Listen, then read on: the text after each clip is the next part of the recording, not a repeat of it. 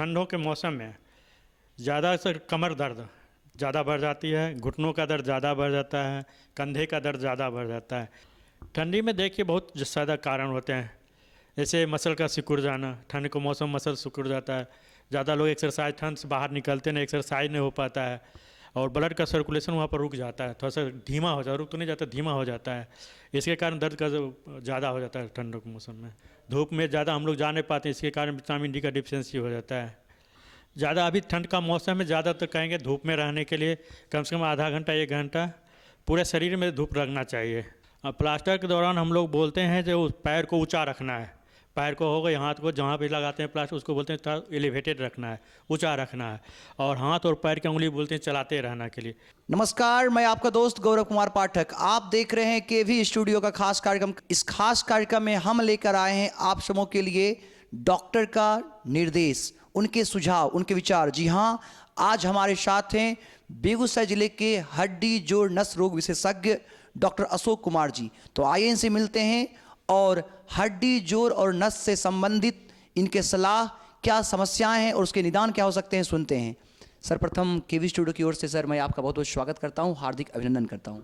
आपका भी बहुत बहुत धन्यवाद, और डॉक्टर रोशन कुमार का भी धन्यवाद देना चाहता हूं, जिसके सौजन्य से ये कार्यक्रम का आयोजन किया गया है। सर, एक डॉक्टर के रूप में यूं कहें कि आपको आज कौन नहीं जानता, फिर भी मैं चाहूँगा जो दर्शक यहाँ से आपको देख रहे हैं उनसे अपना परिचय साझा करें। मैं डॉक्टर अशोक कुमार हड्डी नस एवं रीढ़ रोग विशेषज्ञ हूँ, और मेरा यहाँ पर क्लिनिक IMA रोड में है, और मैं यहाँ 3 साल से प्रैक्टिस कर रहा हूँ। सर, आप मतलब डॉक्टर बनना क्यों पसंद किए, किससे प्रेरणा मिली कि डॉक्टर ही बनना है? मेरा बचपन से इच्छा थी जो अच्छे काम करूं और गरीबों की सेवा करूं, और सेवा करने का मौका एक डॉक्टर के रूप में ही हो सकता है, इसलिए मैं डॉक्टर बनने की कोशिश किया। सर, जो युवा इस फील्ड में आना चाहते होंगे या डॉक्टर बनना चाहते होंगे, उन्हें आप एक डॉक्टर के रूप में, एक रोल मॉडल के रूप में क्या संदेश देना चाहेंगे? डॉक्टर बनना अच्छी बात है, उनको मेहनत ज़्यादा करना पड़ता है, इसमें मेहनत करना पड़ता है, परिश्रम ज़्यादा करना पड़ता है, और धैर्य और संयम का भी ज़रूरी होता है। ये फटाफट कुछ काम नहीं हो पाता, इसमें धैर्य और संयम की ज़रूरी होता है। धैर्य और संयम रख करके अच्छा काम किया जा सकता है। सर, अब मैं आपके विषय संदर्भ में आता हूँ। हड्डी जोड़ और नस के संदर्भ में जो आम समस्याएं लोगों में देखी जाती हैं, मैं चाहूँगा उन आम समस्याओं में क्या क्या हैं और उसके समाधान क्या क्या हो सकते हैं। अभी जनरल ठंडों के मौसम में ज़्यादा से कमर दर्द ज़्यादा बढ़ जाती है, घुटनों का दर्द ज़्यादा बढ़ जाता है, कंधे का दर्द ज़्यादा बढ़ जाता है। ये सब समस्या ठंडों के मौसम में ज़्यादा होती है। कैसे इसका निदान क्या हो सकता है? निदान होता है रेगुलर एक्सरसाइज। एक्सरसाइज बहुत ज़्यादा ज़रूरी है इसमें, और खान पान का ध्यान देना, पौष्टिक आहार लेना, रेगुलर एक्सरसाइज करना, धूप का सेवन करना चाहिए। ये सबसे ज़्यादा सुविधा मिलती है। जोड़ों के दर्द की जो बात आपने कही, तो जोड़ों के दर्द से कैसे बचा जा सकता है और कैसे जोड़ों को खराब होने से बचाया जा सकता है? वही रेगुलर एक्सरसाइज हम बताए थे, रेगुलर एक्सरसाइज ज़रूरी है। इसके करने के लिए शरीर का वज़न नियंत्रित रखना है, ज़्यादा वज़न नहीं बढ़े, ज़्यादा कम रहता है उसमें भी दिक्कत होता है, ज़्यादा बढ़ना नहीं चाहिए, एकदम मेंटेन रखना चाहिए शरीर का वज़न, और रेगुलर एक्सरसाइज, खान पान का बहुत अच्छा ध्यान रखना चाहिए। मांसपेशियों में दर्द को लेकर समस्याएं जो होती हैं, इससे कैसे बचा जाए? मांसपेशियों का दर्द होता है, ठंड से बचना है, अभी ठंड का मौसम, ठंड से बचना है, एक्सरसाइज करना है, और बढ़िया अच्छे से पौष्टिक आहार लेना है, और इस सब से नहीं होता है तो फिर दवाई ज़रूरी पड़ती है। सर्दियों में जोड़ों के दर्द की जो बात कर रहे हैं, इसकी समस्या देखी जाती है, ऐसा क्यों? ठंडी में देखिए बहुत ज़्यादा कारण होते हैं, जैसे मसल का सिकुड़ जाना। ठंड के मौसम मसल सिकुड़ जाता है, ज़्यादा लोग एक्सरसाइज ठंड से बाहर निकलते नहीं, एक्सरसाइज नहीं हो पाता है, और ब्लड का सर्कुलेशन वहाँ पर रुक जाता है, थोड़ा सा धीमा हो जाता है, रुक तो नहीं जाता, धीमा हो जाता है।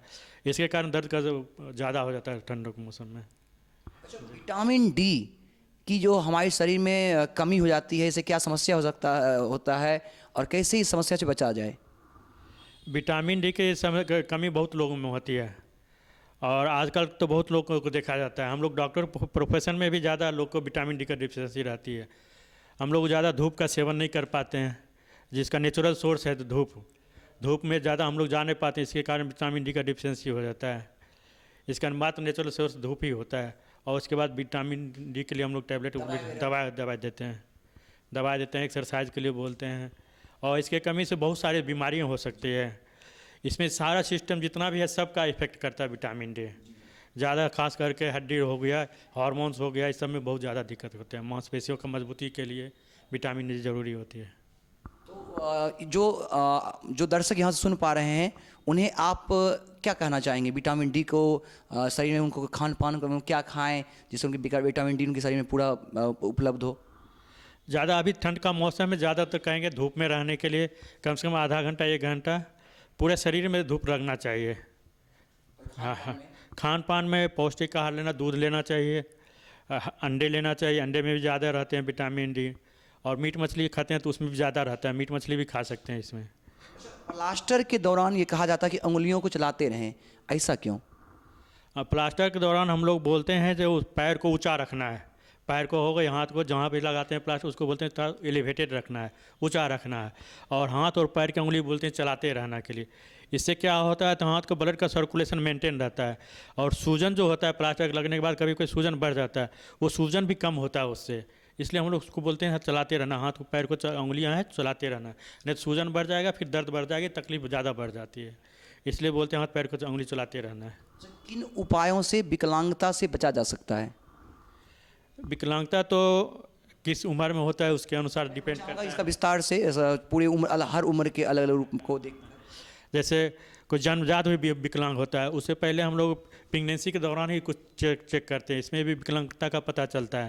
जैसे अल्ट्रासाउंड हो गया, इससे भी हम लोग को पता चल जाता है किसमें विकलांगता हो सकती है, किसमें नहीं हो सकता है। तो उसमें अगर प्रेगनेंसी के दौरान पता चल गया तो उसका अलग से उपाय किया जाता है। और उसके बाद अगर होता है जैसे किसी किसी का देखते हैं पैर टेढ़ा हो जाता है, तो हम लोग जन्म से ही उसको प्लास्टर जब जन्म लेता है उसी टाइम से उसका ट्रीटमेंट शुरू हो जाता है।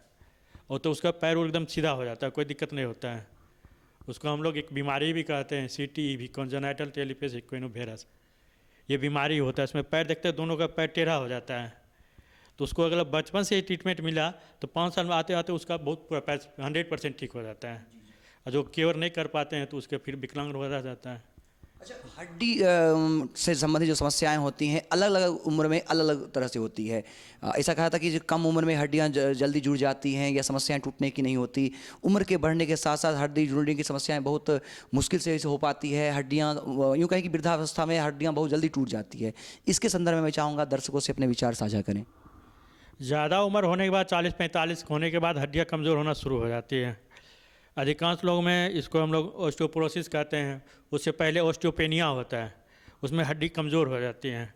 और उसके बाद ऑस्टियोपोरोसिस आता है, इसमें हड्डी एकदम कमज़ोर हो जाती है। जैसे चलने का छेदा देखते हैं उसी टाइप का हो जाता है हड्डी कमज़ोर। तो ज़्यादा सा भी चोट लगेगा उसमें टूट जाता है, कमज़ोर हो गया टूट जाता है। इसलिए हम लोग बोलते हैं रेगुलर विटामिन डी का सेवन करना चाहिए, कैल्शियम का सेवन करना चाहिए, पौष्टिक आहार लेना चाहिए और रेगुलर एक्सरसाइज करना है। हड्डियों की मजबूती के लिए क्या करना चाहिए? पहले तो रेगुलर एक्सरसाइज, बैलेंस डाइट होना चाहिए। और रेगुलर एक्सरसाइज बैलेंस डाइट हो गया और उसके बाद कैल्शियम का लेवल मेंटेन करना है। कैल्शियम के लिए हमें कौन कौन से पौष्टिक आहार लेने चाहिए और क्या करना चाहिए? दूध लेना चाहिए और ग्रीन सब्जी, हरा सब्जी जो कहते हैं वो लेना चाहिए।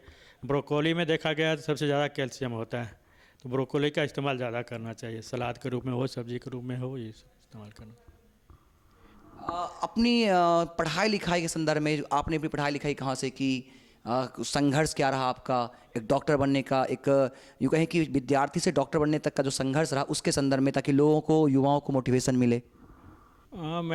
मेरा ज़िंदगी है संघर्ष में ही रहा है शुरू से, बचपन से ही। बचपन में जब मैं 8-10 साल का था तो उसी टाइम में मेरी माँ एक्सपायर कर गई थी। उसके बाद मेरे पिताजी ने बहुत सेवा किया हम लोग चारों भाई के ऊपर। तो हम लोग, पापा खाना बनाते थे, हम लोग पढ़ाई करते थे। पापा टीचर थे, वो अपना स्कूल चल जाते थे, हम लोग अपना स्कूल चल जाते थे। पढ़ाई करते तो बहुत मेहनत किए हम लोग, बिना ट्यूशन व्यूशन का पढ़े हुए बहुत मेहनत किए।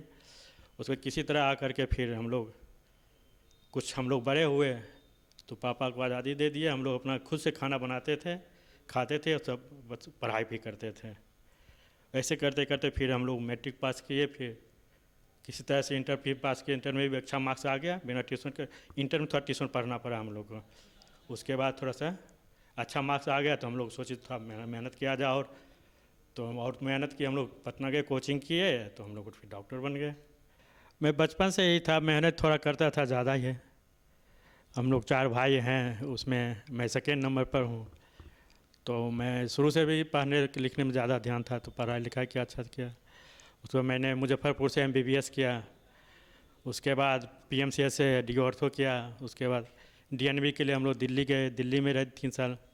उसके बाद फिर SRCP किए वहीं से, ESI हॉस्पिटल से। उसके बाद फिर आकर के यहाँ क्लिनिक खोला, लेकिन संघर्ष तो बहुत करना किया।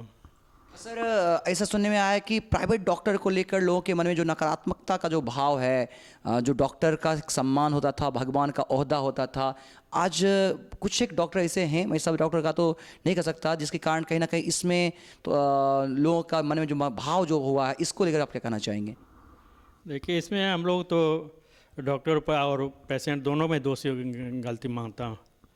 डॉक्टर कुछ लोग हैं जो पैसे के लिए शॉर्टकट रोड अपनाना चाहते हैं, जल्दी हमको पैसा हो जाए, कुछ हो जाए तो हम ज़्यादा नाम कमाएंगे। इसमें कुछ बदनामी भी हो जाती है, और इसमें मैं नहीं चाहता हूँ, मैं कहना चाहता हूँ, इसमें 90% डॉक्टर अच्छे हैं, जो कुछ नहीं कर, आराम से काम करते हैं, उसके यहाँ हंगामा भी कभी नहीं होता है। कुछ लोग हैं 5-10% हैं जो ऐसे करते हैं, तो उसके यहाँ हंगामा भी ज़्यादा होता है। इसमें डॉक्टर का भी दोष है, पेशेंट का भी दोष रहता है। जो भी डॉक्टर यहाँ से सुन पा रहे हैं, उन्हें आप क्या संदेश देना चाहेंगे एक डॉक्टर के रूप में? डॉक्टर में ईमानदारी से प्रैक्टिस करना है, गरीबों का सेवा करना है, ज़्यादा पैसे पर ध्यान नहीं देना है। एक समस्या जो है कमर दर्द, चूँकि आप रीढ़ से भी जुड़ी समस्याओं का निदान करते हैं, तो कमर दर्द जो आम समस्या है, उठा लें, कमर दर्द जो एक आम समस्या बनी हुई है, इसका समाधान क्या हो सकता है और क्यों लोग इससे परेशान हैं? चाहे उम्र कोई भी हो, हर उम्र के लोग इससे परेशान हैं। और इसमें कमर दर्द के साथ साथ रीढ़ को भी मैं जोड़ कर देखता हूँ, ये दिक्कतें हैं लोगों में। कमर दर्द, रीढ़ दर्द एक ही होती है, ये आजकल आम समस्याएं हो गई है। हम लोग का पोस्चर ठीक नहीं रहता है, आराम से बैठने का रहता है, बैठ करके झुक करके बैठते हैं, वो मोबाइल देखते रहते हैं, उसके कारण गर्दन में, पीठ में ज़्यादा दर्द होती है। और हम लोग प्रॉपर एक्सरसाइज भी नहीं कर पाते हैं, जिसके कारण से कमर दर्द का ज़्यादा समस्या होता है। और पोस्चर जो होता है, पोस्चर एकदम सीधा रहना चाहिए, सीधा बैठना चाहिए, बैक सपोर्ट लेना चाहिए। कुर्सी पर अगर बैठे हैं तो बैक सपोर्ट रहना चाहिए, उससे क्या होता है आपका रीढ़ एकदम स्ट्रेट रहता है, इससे दर्द का समस्या कम होती है। इससे बचाव के क्या तरीके हैं? बचाव है, सीधा स्ट्रेट पोस्चर रखना है, रेगुलर एक्सरसाइज करना है।